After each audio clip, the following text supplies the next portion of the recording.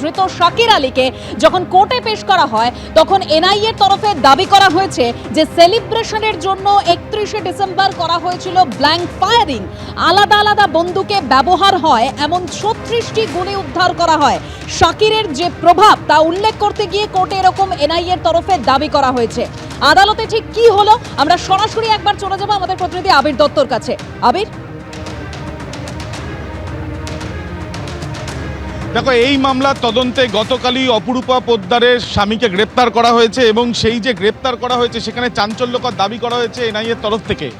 NIA public prosecutor তিনি আদালত কক্ষে দাঁড়িয়ে বলেছেন এই ঘটনার মূল চক্রী এই শাকির আলী, এবং তার সাথে তিনি এটাও জানাচ্ছেন যে যখন এই ঘটনা ঘটে তাতে উস্কানি দিয়েছিলেন এই শাকির আলী, তিনি নিজে কাউন্সিলর, তার স্ত্রী এমপি সেই সময়, এবং তারা দুদিনের পুলিশ হেফাজতে চাইছেন এবং 36 রাউন্ড গুলি পাওয়া গিয়েছে। এবং এই যে গুলি পাওয়া গেছে 36টি, সেই ক্ষেত্রে অন্যান্য বিভিন্ন আগ্নেয়াস্ত্রে ব্যবহার হয় এরকম গুলি পাওয়া গিয়েছে। সেগুলো কেন তার কাছে ছিল তার সদুত্তর তারা পাননি, তারা ফরেন্সিক পরীক্ষার জন্য সেগুলো পাঠাতে চান। আদালত কক্ষে দাঁড়িয়ে সেই বিষয়টা জানান পাবলিক প্রসিকিউটর, এবং তার সাথে এই মামলার শুনানি করতে গিয়ে এনআইএর পাবলিক প্রসিকিউটর তিনি স্পষ্টত আদালত কক্ষে দাঁড়িয়ে বলেন যে এতদিন এই তদন্ত করতে গিয়ে তারা কোনো রকম সাহায্য সেইভাবে পাননি, বারবার করে সমস্যার সম্মুখীন তাদেরকে হতে হয়েছে, পালা বদল হয়েছে, অর্থাৎ শাসকের পরিবর্তনের পর এখন 100% তারা সহযোগিতা পাচ্ছেন। এই চাঞ্চল্যকর দাবি কিন্তু এনআইএর পিপি তিনি আদালত কক্ষে দাঁড়িয়ে করেছেন। একদম আবির, তুমি আমাদের সঙ্গে থাকো। অর্থাৎ রামনবমীর মিছিলে যে অশান্তি, সেই অশান্তিতে উস্কানি দিয়েছিলেন শাকির আলী, সেরকমই আজকে আদালতে দাবি করেছে এনআইএ, এবং এনআইএর আরও দাবি যে একটা সময় তারা সহযোগিতা পাননি, অসহযোগিতা পেয়েছেন, তবে সরকার বদলের পর 100% সহযোগিতা তারা পাচ্ছেন বলেই কোর্টে আজকে এনআইএর তরফে দাবি করা হয়েছে। আমি আবারও আমাদের প্রতিনিধি আবির দত্তর কাছে চলে যাবো। আবির, এই যে অভিযুক্ত শাকির আলী কিভাবে এই ঘটনার সঙ্গে যুক্ত সেটাও তো আজকে বিচারপতি জানতে চেয়েছেন তদন্তকারী অফিসারদের কাছ থেকে। দেখো, একেবারে এই সওয়াল জবাব চলাকালীন বিচারক তিনি নিজে, যিনি তদন্তকারী আধিকারিক, তাকে কাঠগড়ায় ডাকেন এবং তিনি জানতে চান যে কিভাবে শাকির আলী এই ঘটনার সঙ্গে জড়িত সেটা এনআইএ বলুক।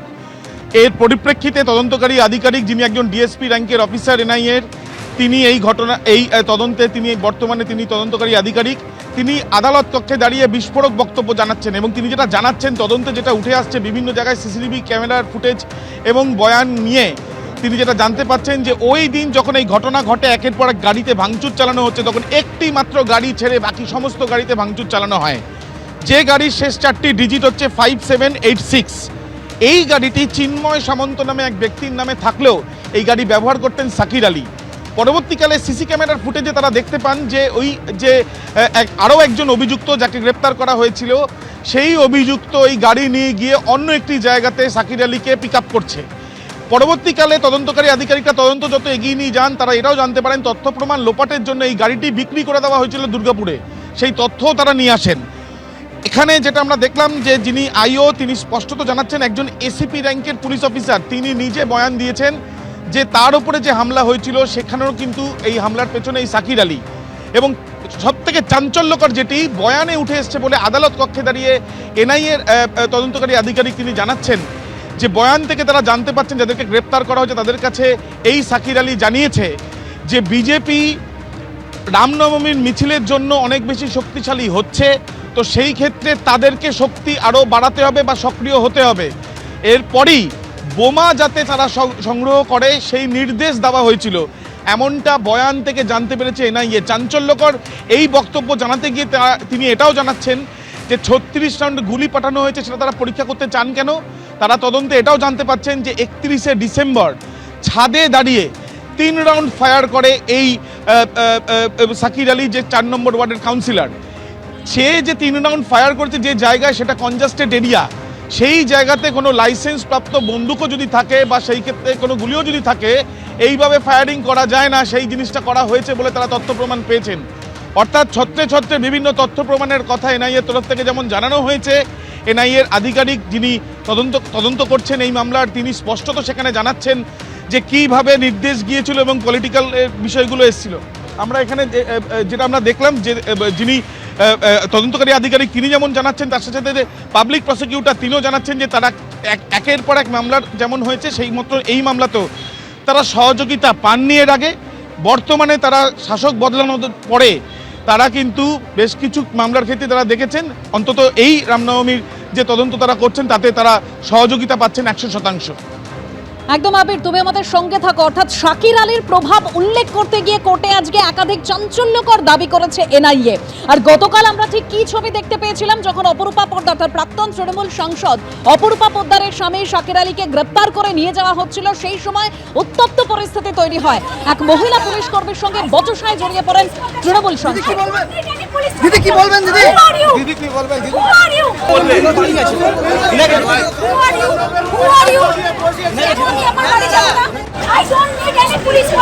দিদি কি বলবেন? দিদি কি বলবেন? দিদি কি বলবেন?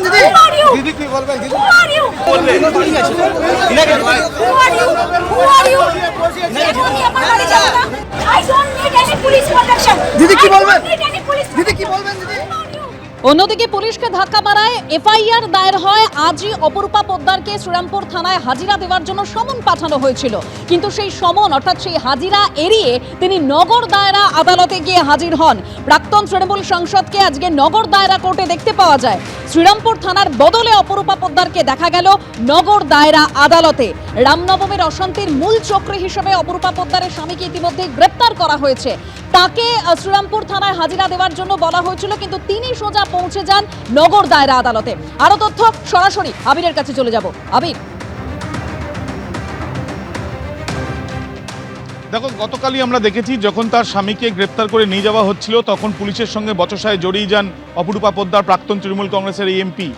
কিন্তু সেই সময় পুলিশের তরফ থেকে, পুলিশ সূত্রে যেটা জানা যাচ্ছে যে পুলিশের একজন মহিলা কর্মী তাকে ওই গাড়ির কাছাকাছি যেতে দিচ্ছিলেন না যেখানে অভিযুক্তকে তোলা হচ্ছিল, কিন্তু অপরূপা পোদ্দার সেই গাড়ির কাছাকাছি যাচ্ছিলেন। ঠিক তখনই বচসার সূত্রপাত এবং একজন পুলিশ কর্মীকে গায়ে হাত দেওয়া হয় বলে পুলিশ সূত্রে জানা যাচ্ছে। এই মর্মে যে অভিযোগ হয়েছে, যে এফআইআর হয়েছে, সেই এফআইআরের ভিত্তিতে তাকে আজকে উপস্থিত থাকতে বলা হয়েছিল শ্রীরামপুর থানাতে দুপুর 12টায়, কিন্তু সেখানে তিনি উপস্থিত হননি। স্বপন মজুমদার আমার ক্যামেরা পার্সনকে বলছি দেখানোর জন্য সিটি সেশন কোর্টে আমরা দাঁড়িয়ে রয়েছি। এই কোর্ট চত্বরেই তাকে কিন্তু আজকে দেখা যায় সকালবেলা, এবং এই কোর্টেই তোমাকে জানিয়ে রাখি এনআইএ কোর্ট রয়েছে যেখানে এই শুনানি চলছে। শুনানি চলাকালীনও অপরূপা পোদ্দার তিনি আদালত কক্ষেই ছিলেন, এবং যেটা এবার পুলিশ সূত্র থেকে যেটা জানা যাচ্ছে যে তাকে যে তলব করা হয়েছিল তিনি সেখানে উপস্থিত হননি। সেই ক্ষেত্রে পুলিশ আজকে অপেক্ষা করছে, পরবর্তী পদক্ষেপ তারা নেবেন দ্রুতই, কিন্তু আজকে তিনি থানাতে উপস্থিত হন কিনা সেটাই এখন দেখার। গতকাল যে পুলিশ কর্মীকে গায়ে হাত দেওয়া হয়েছে বলে অভিযোগ, সেখানে একাধিক অভিযোগ আরও উঠেছিল যে যখন অপরূপা পোদ্দারের স্বামী, যিনি 4 নম্বর ওয়ার্ডের রিজিস্ট্রার, তিনি কাউন্সিলর শাকির আলী, যাকে এনআইএ গ্রেপ্তার করেছে, তাকে যখন বার করে আনা হবে তার আগে থেকেই সেখানে বেশ কিছু বিক্ষোভ শুরু হয়। এই যে বিক্ষোভ শুরু হয়, তারা অপরূপা পোদ্দারের অনুগামীরা বিক্ষোভ শুরু করেন, তারা তদন্তে ব্যাঘাত ঘটান বলেও অনুমান, এবং তার সাথে সাথে যখন অভিযুক্তকে বার করা হবে তার আগে তারা স্লোগান তুলে থাকেন যে কোনো অবস্থায় অভিযুক্তকে বার করতে তারা দেবেন না। যদিও পরবর্তীকালে মধ্যস্থতা হয়, পুলিশ এবং সেন্ট্রাল ফোর্স সেখানে দাঁড়িয়ে তাদেরকে আটকায়, কিন্তু দেখা যায় তারপরে অপরূপা পোদ্দার দ্বিতীয়বারের জন্য যখন বাড়ি থেকে বেরিয়ে আসেন তখন পুলিশের সঙ্গে তিনি বচসায় জড়িয়ে যান। এখন দেখার বিষয় অপরূপা পোদ্দার, প্রাক্তন তৃণমূল কংগ্রেসের এই এমপি, তিনি কি থানায় হাজিরা দেন নাকি পরবর্তী পদক্ষেপ নেয় পুলিশ, এখন সেটাই দেখার। আবির, তুমি আমাদের সঙ্গে থাকো।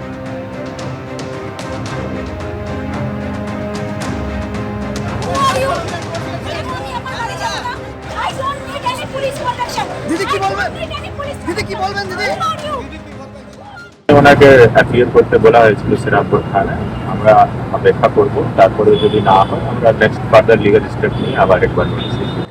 স্যার, গতকাল দেখা যাচ্ছে যে তদন্তকারী সংস্থা বাড়ি থেকে 20 রাউন্ডেরও বেশি কার্তুজ উদ্ধার হয়েছে। সেটা তদন্ত সংস্থা বলতে পারবে, তা আমরা ওই সার্চ প্রসেসে ছিলাম না।